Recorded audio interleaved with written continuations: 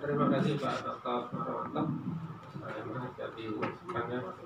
Ya, mungkin bisa makin tajam juga jelas sehingga simpulan kita akhirnya. Dan terakhir, sebelum terakhir saya silakan untuk tim promotor yaitu Dr. Desa Dewi Kasih. Saya silakan. Baik, terima kasih atas kesempatan yang diberikan saudara mahasiswa Edi Nur Cahyo. Dari beberapa pemimpin yang terdahulu, saya kira sudah banyak mendapatkan masukannya. Mohon itu menjadi perhatian, terutama masalah-masalah teknis yang memang ikut dari pantauan kami sebagai Komko. Selanjutnya, apa yang disampaikan tadi masukan mengenai rumusan masalah. Yang pertama mengenai teknis sudah ya. Yang kedua mengenai rumusan masalah, memang bisa dilihat atau dianggap sebagai yang terakhir, terutama masalah yang terakhir yang nomor 3, bisa dipandang sebagai masalah hukum empiris atau seperti argu Anda bahwa itu adalah problem normatif ya. Tapi lebih lanjut silakan Anda merujuk pada buku metode penelitian di samping yang tadi disarankan oleh Bapak Dr. Idris Karyawan, buku dari penelitian normatif dari Prof. Peter. Tapi di Udayana sendiri sudah ada itu bukunya juga, penelitian normatif dari Prof. yang itu juga lengkap, bahkan bersama dengan contoh bagaimana merumuskan permasalahan normatif ya, itu caranya. Yang kedua, saya berterima kasih juga kepada Prof. Abdul Somad karena sudah begitu jelinya melihat bahwa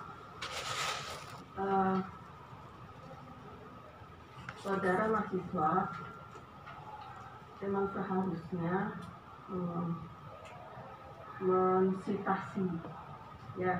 mensitasi karya-karya ilmiah yang terkait dengan riset saudara.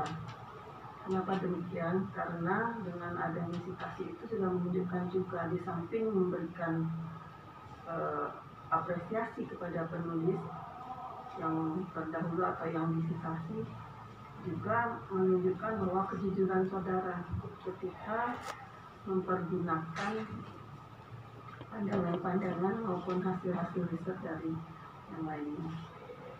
Itu sangat penting. Jadi di sini ada istilah saya simbiosis mutualisme ya. Jadi saling menguntungkan dan sama-sama memerlukan. Kenapa demikian? Karena salah satu dari persyaratan atau salah satu dari kriteria yang harus kita kemukakan saat akreditasi itu keluar gitu. Bahkan setiap semester kami dihitung berapa jumlah citasi dari dosen ya, setiap semester, karena itu juga akan dihitung sebagai poin yang nantinya bisa ditukar dengan koin gitu ya. Jadi ya ada saling mengapresiasi dan saling menghormati. Nah, kemudian dari riset dari rumusan masalah yang ketiga tersebut, karena itu problematiknya adalah problematik pelaksanaan. Saya melihatnya itu memang problematik pelaksanaan itu karena bagaimana ketentuan-ketentuan atau pengaturan tentang ketentuan tentang modal ventura ini dalam pelaksanaannya gitu. Karena kendala saya pikir itu adalah di pelaksanaan. Pasti orang berpikir lebih banyak orang berpikir ke sana. Walaupun Anda menganggap bahwa itu adalah di normanya yang bermasalah. Nah, sebaiknya redaksinya direvisi seperti apa yang disampaikan oleh Bapak Dr. Marwanto maupun para penguji-penguji yang lainnya. Nah, lebih lanjut, jangan lupa bahwa modal Ventura itu dalam struktur pembiayaan itu ada di yang non bank gitu, ya. Ada posisinya, ada lembaga pembiayaan bank dan ada lembaga pembiayaan non bank, itu prinsip itu. Jadi jangan di mixing atau dicampur, supaya saudara jelas cara berpikirnya seperti yang disampaikan oleh Bapak Dr. Bakarma tadi. Nah, kalau dia adalah pada non bank, maka struktur pengaturannya itu cari telusuri yang pengaturan tentang non bank ini gitu, ya, yang non bank ini. Meskipun kalau di perspektif yang dipergunakan untuk mengkaji itu adalah misalnya dari segi badan usahanya, oke, dia masuk ada di PT tapi juga ada di koperasi. Nah, ketika PT, Prof. Somad sudah menyampaikan kalau dia bentuknya adalah PT, maka rujukannya adalah Undang-Undang PT. Di Undang-Undang PT itu sudah ada tentang DPS tersebut gitu, ya, tentang DPS. Apakah itu yang akan diadopsi untuk semuanya? Kalau yang bentuknya koperasi bagaimana kan begitu? Sehingga ini kan jadinya tidak bisa diatur, maksudnya akan diberlakukan untuk semua bentuknya. Itu juga harus menjadi perhatian karena landasan bergeraknya adalah badan usahanya, ya kan? Untuk perizinannya pun badan usaha tersebut yang dilihat. Oh, ini bentuknya PT, berarti dia ambil jalur ke sini, ke kanan. Oh, ini bentuknya ada koperasi, maka jalurnya akan berbeda begitu, ya, baik dari segi pengelolaan, pertanggungjawaban maupun pengawasannya gitu.